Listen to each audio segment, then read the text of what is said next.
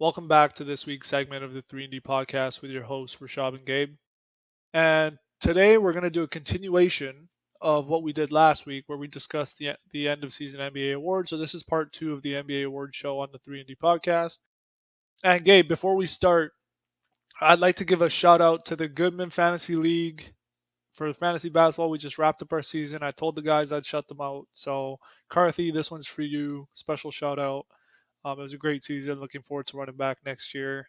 Should be another fun one next year. But in the meantime, let's finish these award shows. So last week we did the sixth man of the year, the coach of the year, the defensive player of the year. We got 3 awards left that we need to cover: rookie of the year, most improved player, and MVP. So Gabe, why don't we start with the rookie of the year? Again, we'll just run down our top 3 candidates. We don't really need to go beyond the top 3 for any of them. But who's your top? I think this year's is clear, right? I think everybody has the same top 3: Scotty Barnes, Evan Mobley, Cade Cunningham. I'm assuming that's your top 3. Yeah, that's the short list. Yeah, that's pretty much everyone's top 3. So who do you got winning rookie of the year this year? For me, it's a toss-up between Scotty Barnes and Evan Mobley. So before I get to that, just Cade Cunningham, counting stats are there. He's played less games than the other 2 rookies. I understand he's been injured for a bit.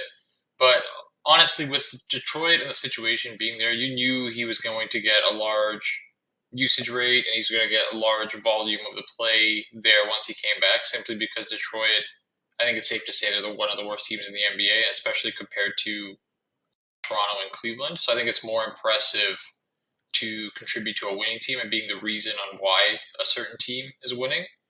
And I think I'm leaning more towards Evan Mobley for actually winning this award. Now, the numbers are similar with Scotty Barnes on counting stats, about close to 15 points a game, 8 rebounds a game, a couple assists here and there, shooting 50% from the floor. But I know ever since, I guess, the Jarrett Allen injury occurred, Evan Mobley's been leaned upon more, in a sense. And, I feel like Cleveland needs some sort of love in the award show, so I could see Evan Mobley winning this award over Scotty Barnes. And we all know how, the rest of the NBA likes to look at the Canadian teams, so... But either way, I'd be fine if it was Scotty Barnes or Evan Mobley. Scotty Barnes been a key piece to the Toronto team as well. That's been pretty successful now. I think they're in the 5 seed spot. Similar sort of numbers too: 15 points a game, almost 8 rebounds, an extra assist a game, shooting borderline 50%. I just think it's a real toss-up between the two. They're both very solid players in their rookie season. No one's really running away with the award, so this is going to be a much closer vote than a lot of the other awards for sure. Yeah, so I think I agree with you. Well, I'll start with Cade. You hit the nail on the head. He's kind of the main guy on that team, so naturally he's gonna have the best counting stats out of the group. He's got the highest points per game. He's obviously the best creator of the group. He's got the highest assists. He plays the guard position, but you can tell that the deficiencies of the team impact his own efficiency. He doesn't really have a release valve on that team just yet. There's no real players that can help him and help that team win, which is evident in his 41.6% from the field and 31.4 from 3. Yep. And he's not a bad shooter by any means. He's shooting 84.5 from the line, which is a pretty good telltale sign of how good of a shooter you are, how you shoot at the free throw line. So he's not a bad shooter. And I want to say, I definitely underrated Cade when the season started. I didn't think he was going to be as good as he is. He looks like the real deal, especially as he's gotten a little bit more experience and he's gone head to head against some of the better players in the league. He's definitely held his own. So I think the future is bright there for Cade. But for this year, he has the least games played out of the group, and it's a very unique year in the sense that this is a pretty good pool of guys, at least these top 3 guys, talent wise, and 2 of them are actually contributing. Evan Mobley and Scotty Barnes, like you said, they're contributing to winning teams. And usually with the rookie of the year, that doesn't matter as much whether or not teams are winning. But when you have a race that is pretty close, I think you have to start looking at other factors. So for me, Cade is 3rd, and I have Evan Mobley 2nd and Scotty Barnes winning it at 1st. The reason why, you kind of said it, Evan Mobley and Scotty Barnes, you're splitting hairs when you're choosing between the two. Their counting stats are almost identical. Their percentages are very close. They both play, I think Evan Mobley plays almost 34 minutes a game. Scotty Barnes plays 35 and a half minutes per game. Their advanced stats look kind of similar, even though for rookies that doesn't really matter too much. It's you don't want to focus only on numbers with rookies because they're still learning the game. They're still trying to figure out how to play, how to contribute to winning, their role on the team. But with Scotty Barnes and Evan Mobley being so close, I have to give it to the guy who I think is playing better and on a win like the team that's winning more. That's kind of what's the differentiating factor for me. And Cleveland was much stronger in the beginning of the year, and now Toronto has overtaken them. Toronto's having a strong end of the year. They're gearing up for the playoffs, and Scotty Barnes is a big part of what they do. So for me, it's Scotty Barnes for this year, but I am excited to see the growth of these three guys because I think all of them have superstar potential. All three of these guys have superstar potential for me, and I think it's going to be fun to see these guys develop their games, especially for these fan bases. I know Detroit needs somebody really bad because they've been struggling over there to just get people to watch their games. Fans don't really give a crap about that team, so it's going to be great for all three of these franchises. And Scotty Barnes wins by the thinnest of margins, we'll say. So I had Scotty Barnes. You have Evan Mobley. I also don't have any problem with Evan Mobley winning. He's a very unique rookie. He's in the consideration for Defensive Player of the Year as a rookie. Like to even be in that conversation and not get laughed out of the conversation, that is a statement in and of itself. His defense is, I've seen the comps of Evan Mobley being like a young Tim Duncan, and it's not that far off. Like that's not a terrible comp. So again, I don't have a problem with Evan Mobley winning. For my personal pick, it's Scotty Barnes just because the team is doing better and their stats are so close, anyways. That I can't pick one or two. I can't pick either or based on just their stats alone. That's really just a toss up. So I got Scotty Barnes just because he's on a better team.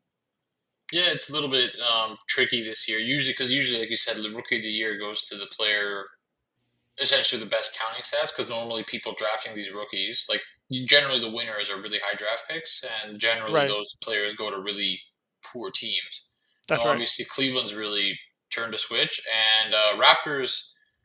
Record-wise, last year they weren't that great, but I don't think anyone would call them a poor team. Only because they have a good culture there. They won a championship recently, and Nick Nurse seems to get the most out of all of his players. But I think like when you mentioned Evan Mobley's been mentioned or even compared in there with the potential defensive player of the year, at least in that discussion, I think Yeah. that goes a long way, especially for a rookie in an offense-driven league. Yeah, I think the two-way potential there might sway the voters in a sense, and also like I think a big thing for Scotty Barnes is I don't think a lot of people really vote for Raptors in these sort of positions. So if like push comes to shove or it's 50-50, I feel like it always leans the other way around. Fair. I don't disagree with any of that. Like I said, for me it's a toss up. I got Scotty Barnes by a thin margin. Yeah, I hope he wins, but I wouldn't be surprised at all, not even a little bit surprised if Evan Mobley won. yeah. Okay, let's move on to the most improved player. This is a fun one because there's a lot of guys who qualify for this award this year. We've seen a lot of improvement across the board.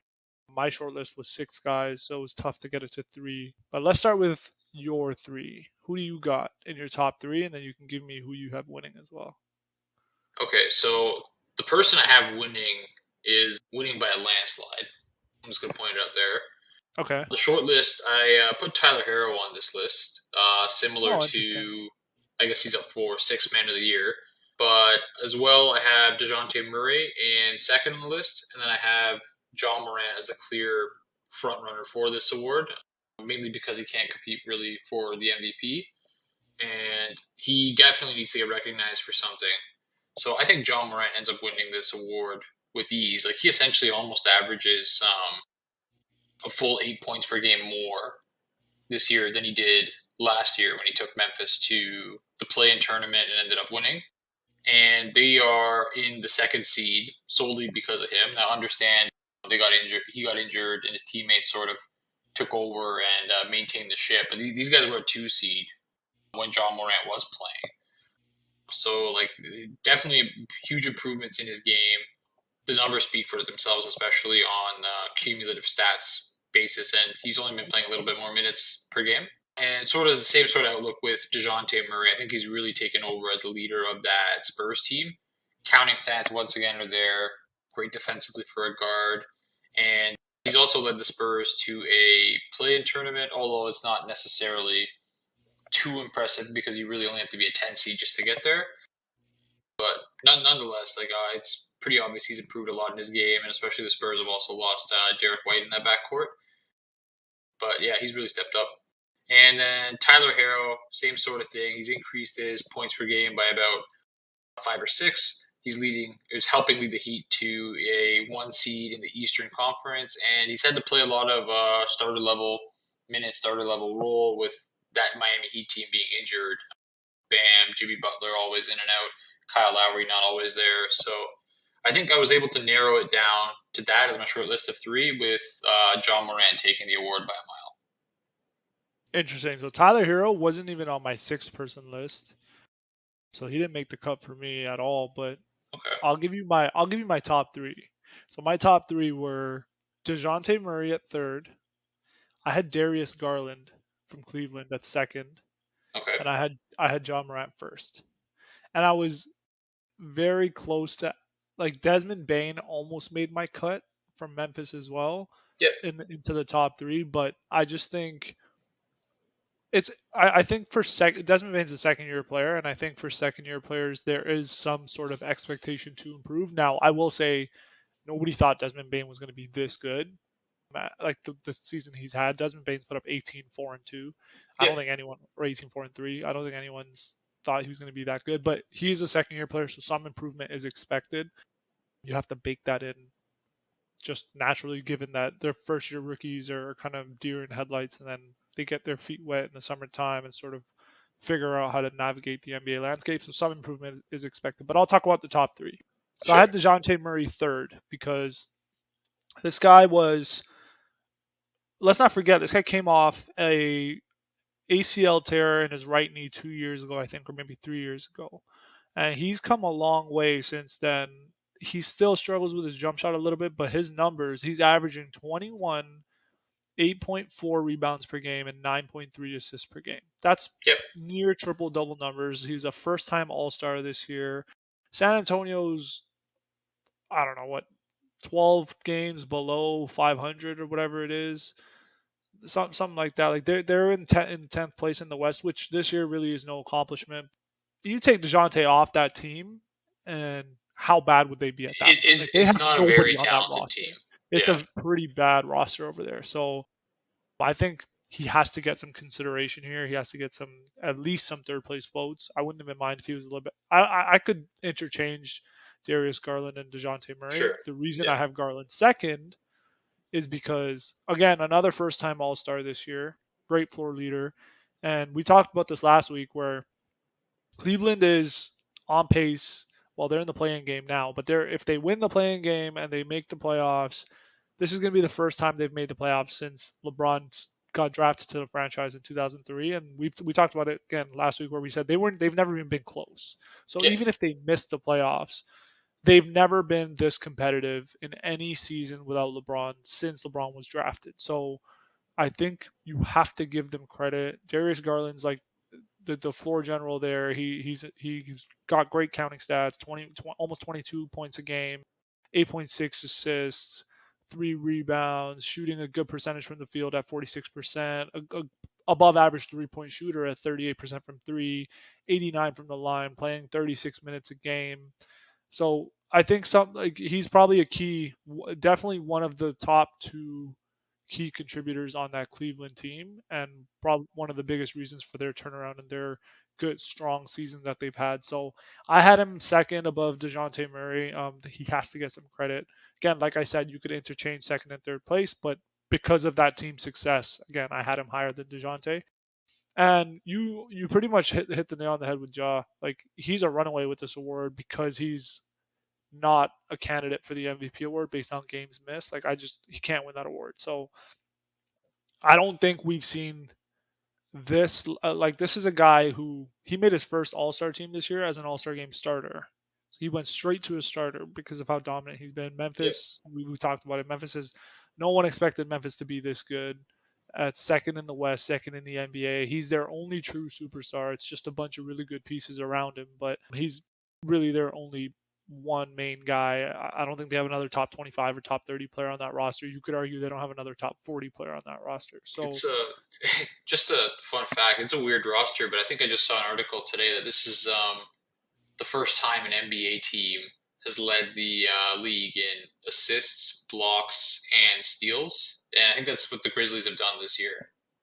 yeah, so they're a good team even without Jaw. They're a good team. I think Yeah.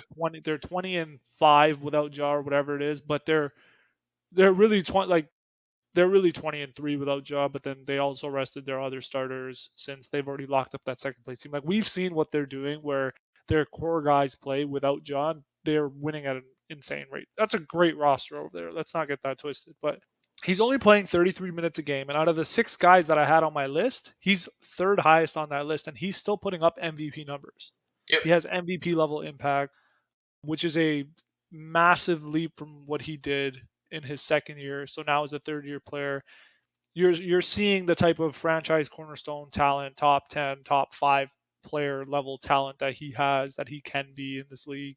So I think he has to get this award this year. And I don't think it's particularly close. This is just unfortunate that he missed so many games that he took himself out of the MVP race.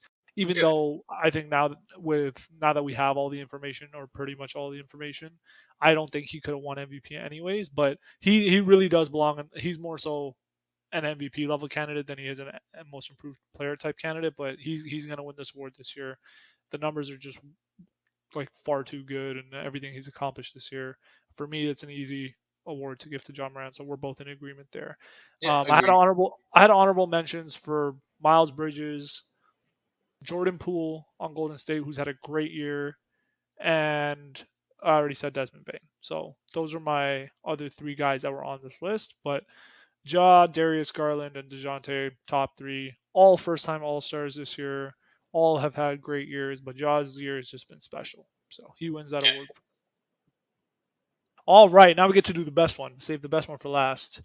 The MVP of the year. And I got a lot to say about this one, but I'm going to let you go first. And you can give me your MVP take only because even as we're doing this argument, you could sway me. That's how close I think it is. And in my own head, I cannot pick my top two guys. Like I keep Okay. flip flopping back and forth, and it's just so hard for me to choose. But you go ahead and give me your top three, and we can go 3, 2, 1. Sure. So I think we can agree it is a two-person race right now Yes. for the top. Yes. So right now it's between for me Jokic and Giannis. And Yeah. just a shout out to the third guy, my MVP ladder. I actually Yeah. have Devin Booker in my third MVP ladder spot. You have Devin Booker above Joel Embiid. I would, yeah. They're a 64 and 16 team. Like they are gapping everybody this regular season, playing winning basketball, and Devin Booker is essentially averaging 27, 5, and 5. So I want to say Phoenix reminds me very much of that Detroit Pistons team from 2004. They don't like look. Devin Booker has good counting stats. He puts up good numbers. His advanced stats are not that pretty. They're nothing's like overly special or anything like that. And I just if you took Devin Booker off that Phoenix team, where do you think they are? Do you think they fall into like fifth place in the West? Like I still think they're like a I top think two, top three team. no, I think they fall definitely in the West. I He's their I best don't think he's scorer. that important. I think scoring is important. No, I think so. I think he can. He's great at what he does, but he's not like for me. And Joel Embiid does more for Philly than Devin Booker does for Phoenix. Put it that way. I can't. Look, Devin Booker deserves MVP I love. agree with He could that, be in. He could but be in they people's are top five. 15 games ahead of the Sixers in wins. Okay, but we agree that that's a much better roster over there. Phoenix as a team is much better than I'd argue you take Devin Booker off that team, and Phoenix might still be just as good or better than Philly with all the other pieces. Like replace Devin Booker with like a league average player or a league average starter at the shooting guard position. A league average shooting guard starter. So who's the 15th best shooting guard in the league? in terms of starting. There's 30 teams. You got Seth 30 Curry. shooting guards. Steph Curry's not the 15th best shooting guard. Seth. Stop. Oh, Seth Curry. Oh, yeah, fine. I genuinely don't think they lose that much with if you took Devin Booker and replaced him with Seth Curry. They're worse. Don't get me wrong. They're worse, but they're not like. Are they that far off from Philly? No. You just rely on Chris Paul to create more of the offense. Yeah, but you also forget Chris Paul's missed a good chunk of time this year as well. How many games do you think they win without Devin Booker or Chris Paul? You know what I Look, mean? He's been there. He's been available, and somebody on Phoenix definitely deserves some credit because they're much better than any other team there. okay, that's fair. Fine. Put Devin Booker in your top five though. He's not above Embiid. Stop. Gabe, stop. I know Phoenix is good. I like Phoenix. I said it in the original playoff thing that we did, the early season playoff predictions. I had Phoenix going to the finals. They're a great team. I have nothing against Phoenix. I love Phoenix. I love Arizona.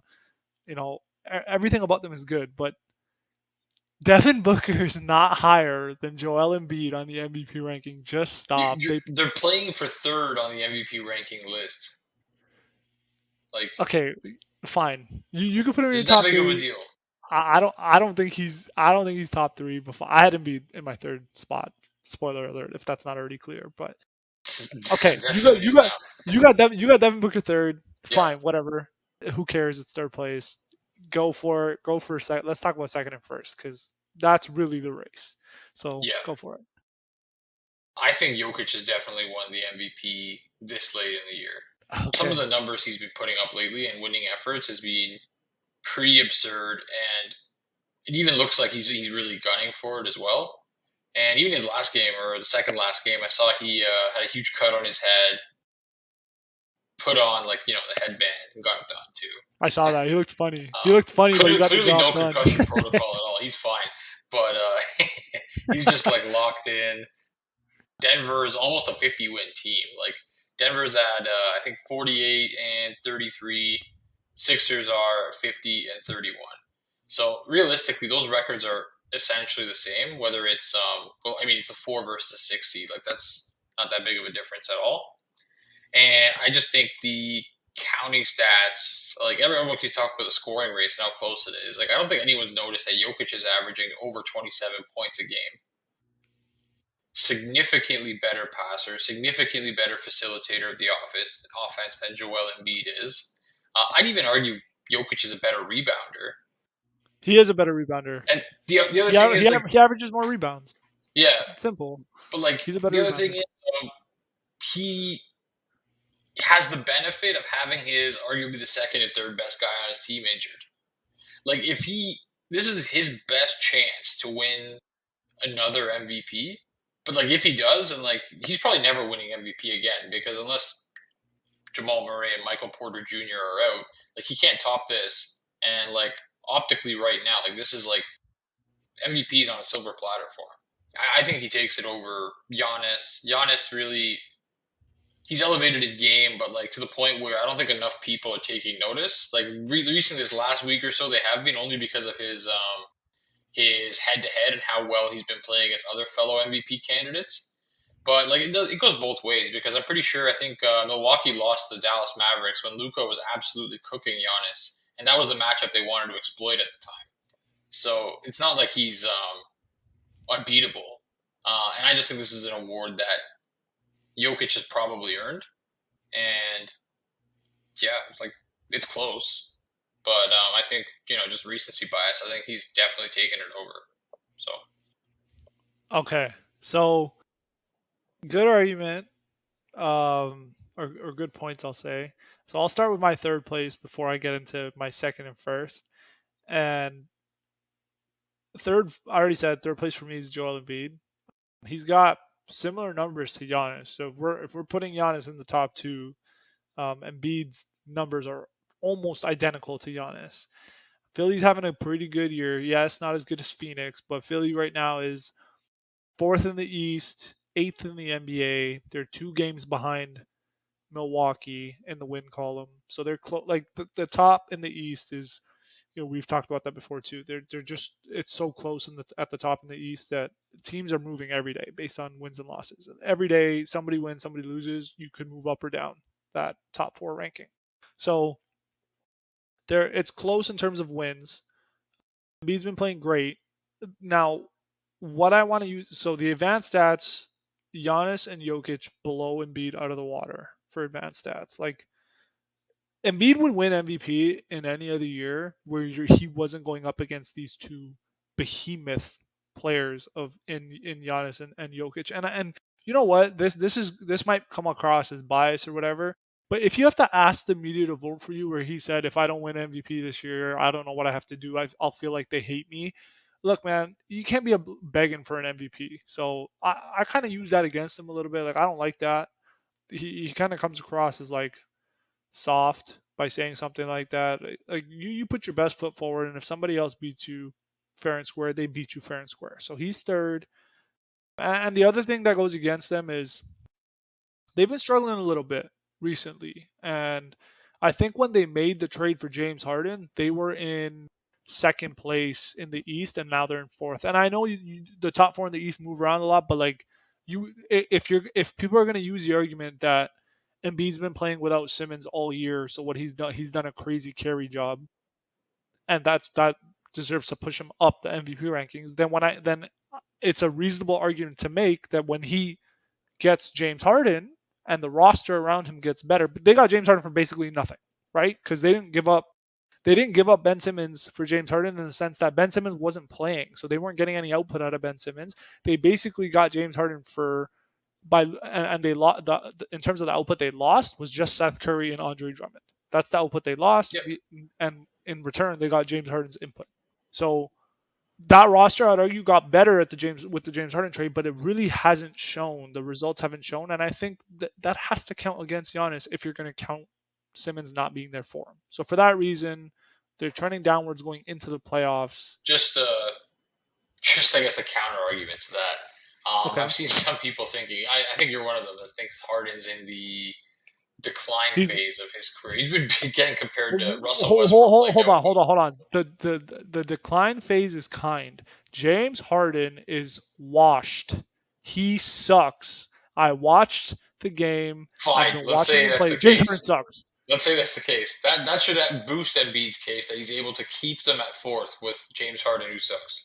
Okay, but James Harden's still better than a guy who wasn't playing, right? Like he's still Ben Simmons wasn't playing. He was giving No, them no, no. 0 points I'm per game, like 0 rebounds, Seth 0 assists. Curry and Drummond's output to James Harden's output. So James Harden is still better than Seth Curry and Andre Drummond. Let's be real. He's still better than Have you those seen how guys. bad he's been? I know he's been bad. He's still better than Seth Curry and Like I Andre think Drummond. He's not that bad. I don't know. Nick Wright mentioned there wasn't a game where he had more than he 10 hasn't made field 10 goals. field goals in a long Yep. time. Yeah, he hasn't made 10 field goals in a game since January 15th. Yeah, Yeah, I think a lot of times you can get a combined 10 field goals from Seth Curry and Andre Drummond. look, Either way, I'm I'm not. just saying it's not like Embiid hasn't had to carry dead weight these last couple of weeks. Either way, they've been struggling, and the problem with Embiid's case is he's going up against two guys who are playing at borderline historic level. One of them is playing at a historic level, and the other guy is playing at a borderline Yeah, historic level. So that's the problem for me. He's third, can't go any higher. Sorry, Embiid. That's the best you can do this year. It is what it is. Now let's get into the Giannis Jokic, and we've been prepared to have this MVP discussion for about a week now. And in that week, I've gone back and forth and switched my pick over and over again, convincing myself and talking myself out of whoever I would be picking, because there's arguments for both to be made. My final pick is Jokic. Jokic is the guy who's going to win MVP this year. The season he's having is historic by every single metric. I saw a stat yesterday, and I know you don't like the stat because I discussed it with you off the air, and I know you don't like it, but Jokic is the first player in NBA history to have 2,000 points, 1,000 rebounds, and 500 assists in the same season. It's never been done. Now, I know you're going to say counting like those are just total numbers that are arbitrary and made up, but the point is it's never been done. So yes, they're clean round numbers, and Nobody else in this season has done it, and nobody else in the history of the NBA has ever done it. So you that makes it an impressive feat because the only way to accomplish something like that is to be dominant night in, night out, and be available. And that goes into my next point. Jokic has the most games played out of anybody on this list. He's been the most available for his team. He's been there, and we know, especially for Denver, where they're sitting at sixth in the West. So he would be at a pretty low seed for MVP level Yep. type seeding, minus the Russell Westbrook year. But they're really only ninth in the NBA, and they're Philly's eighth in the NBA, and Milwaukee's sixth in the NBA, and Denver is 3 wins behind Milwaukee in the win column. So it's not like they're this team that's really far behind. And Denver's actually tied for fifth. They have the same wins as Utah, who's sitting in fifth. So just to put that out there, they're only 3 games behind Milwaukee in the win column. They're not that far off, and they're doing this with 40 to 50% of their cap injured. So you have Jamal Murray and Michael Porter Jr.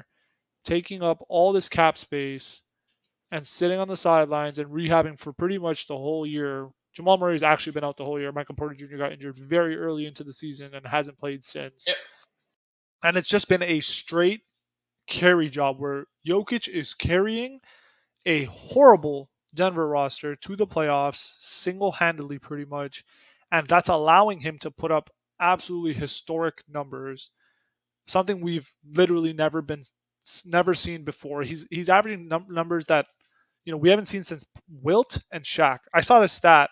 This came up in one of the podcasts that I watched, the Pick a Side podcast, so I should be shouting them out on this and make sure I give them their credit. They had a guy on that podcast called by the name of Swipe a Cam who came on, and this guy's a big Denver fan. I would actually love to have him on our show if we could get him because he made a pretty much he made an argument for Jokic that really has no counters, and he brought up multiple things. So Jokic is shooting 65% from like that's his 2 point field goal percentage. So take threes out of the equation. He's shooting 65% from the field. We Yep. haven't seen numbers like that since Shaq. And I think most people agree that Shaq was the single most dominant force in NBA history, and Jokic is shooting more efficiently than that. Like that's crazy in and of itself. This guy, people talk about Kyrie being the most skilled guard in the NBA.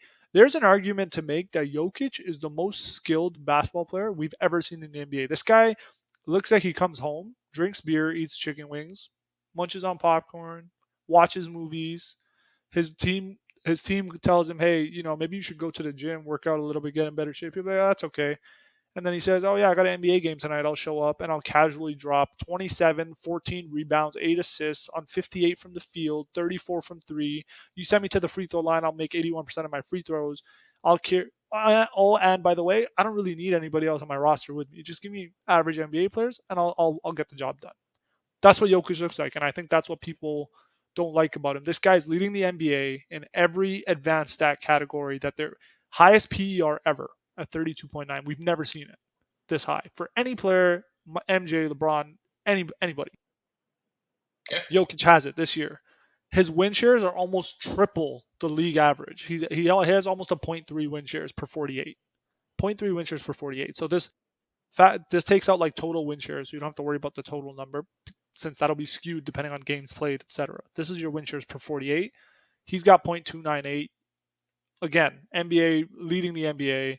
Box plus minus 13.7 leading the NBA.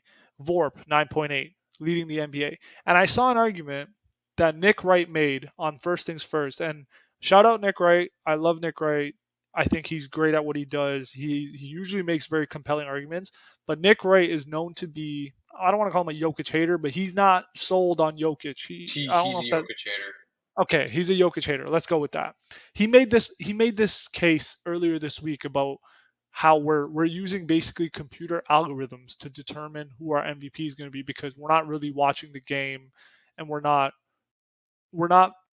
looking at a total picture. We're just looking at numbers and saying, well, this guy has the best numbers, so let's give it to him.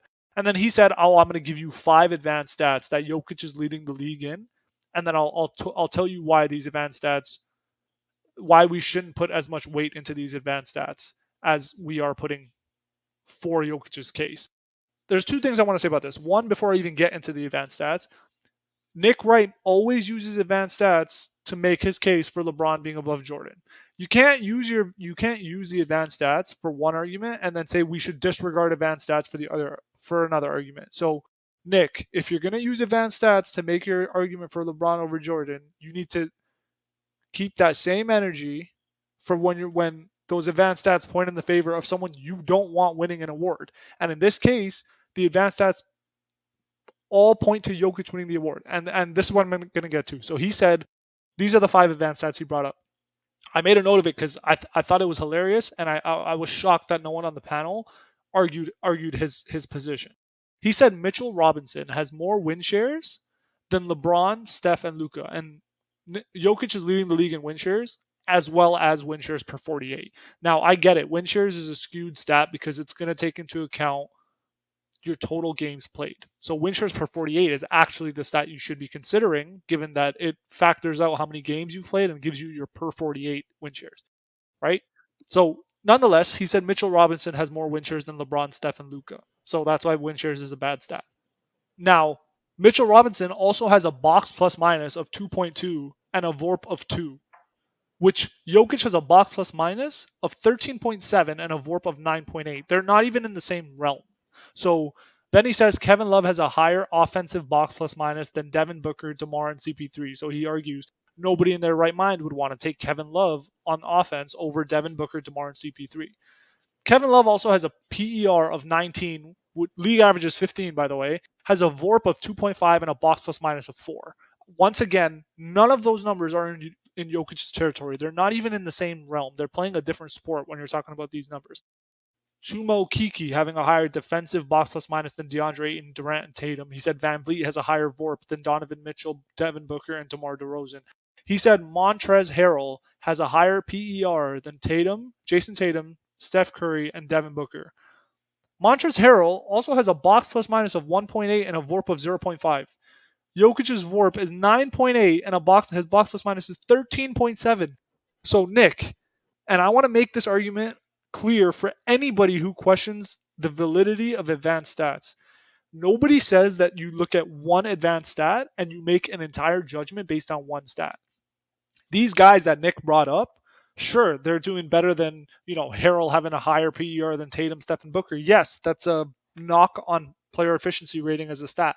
But we're not giving Jokic the award because of player efficiency rating.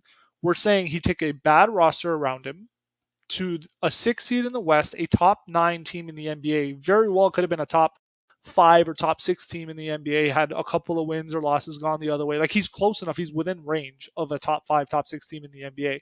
And we're looking at the total picture. We're looking at his counting stats, the games that he's played, and all the advanced stats. And the problem with Nick's argument is PER is not the only stat that points at Jokic winning it. Every stat, pick any stat. Take a stat, take a number, take a measurement, take whatever you want.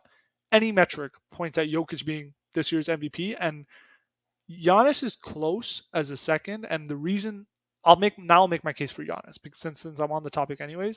So I'll make that clear. Jokic is my MVP.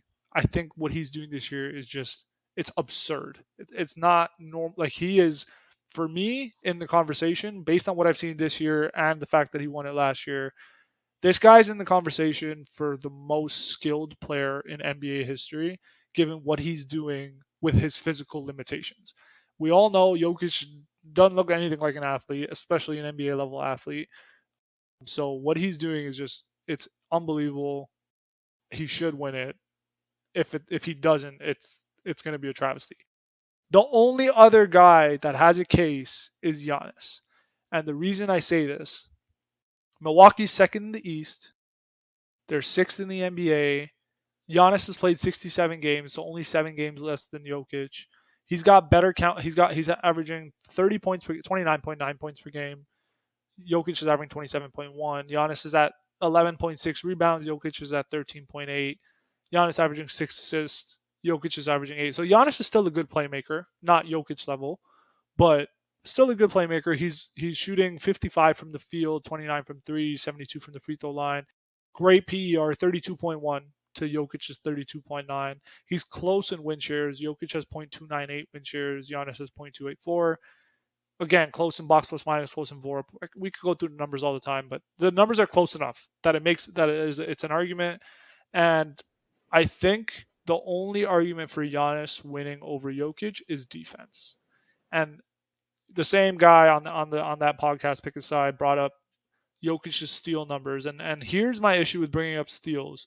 Steals is not a telling stat of who the best defenders are in the league. We've consistently had Steph Curry's averages quite a few steals a game. I don't have the exact number, but I know Steph Curry averages quite a few steals per game. His steal stats look good, but I don't think anyone would mistake Steph Curry for a good defender. I think the offensive gap between Jokic and Giannis, and there is a gap. Jokic is better offensively than Giannis is smaller than the gap on defense between Giannis and Jokic, where Giannis is a significantly better defender, like a defensive player of the year level defender, and he's close enough on offense that if someone wanted to make the case that because of Giannis's defense and giving that Milwaukee his defense, I think Milwaukee's like a 14th ranked defense in the NBA or something. Like they're pretty pedestrian, they're average. But when Giannis plays, he puts them up to like I think a top 3 defense in the league. Like he's single-handedly carrying that team on defense, and combine that with what he's doing on offense, being close enough to Jokic, that is the argument for Giannis. And I think that's the only way he wins is if someone factors in that defense, what he's contributing on defense. But I just don't think defense is that sexy. I don't think defense is harder to measure, and I think people are the MVP historically has always been an offense-based award, and what Jokic is doing offensively this year is again unprecedented. So for me, it's Jokic. Yeah, He has to win it. But Giannis, I can see a case for Giannis, and that's where I went back and forth, making that case for Giannis. But what Jokic has done is it's just too much. It's too hard to not vote for Jokic this year.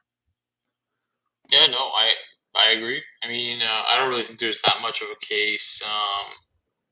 Like you pretty much made the case for Jokic right there. And then defense. I mean, did he does get a lot of steals, but yeah, it's just a tougher stat to actually measure. Whereas we have all these, I guess, measurements or advanced stats mainly catered to offense as well, and it's just a more, I guess, sexy part of the game that people pay attention to. And it just looks like Jokic has really mastered the game and really figured out how to be the system, make it work to a point where they're winning like almost 60% of their games with just one guy and the rest of Yeah, the team. that's crazy. Yeah, That's you said that 60%. Like for them to even be in that conversation, given that roster, that's nuts. So he's definitely done the most with the least out of this group. So yeah, we both agree it's Jokic. I went back and forth. I almost gave it to Giannis, but yeah, it's Jokic. He's just done too much offensively this year. So we're in agreement. we That agree. Yeah, wraps up. Yeah, that wraps up our award show for this year. A lot of good debate. It was a lot of fun giving out these awards. But Jokic is should get the MVP, which caps off a great 2021-2022 season for Jokic.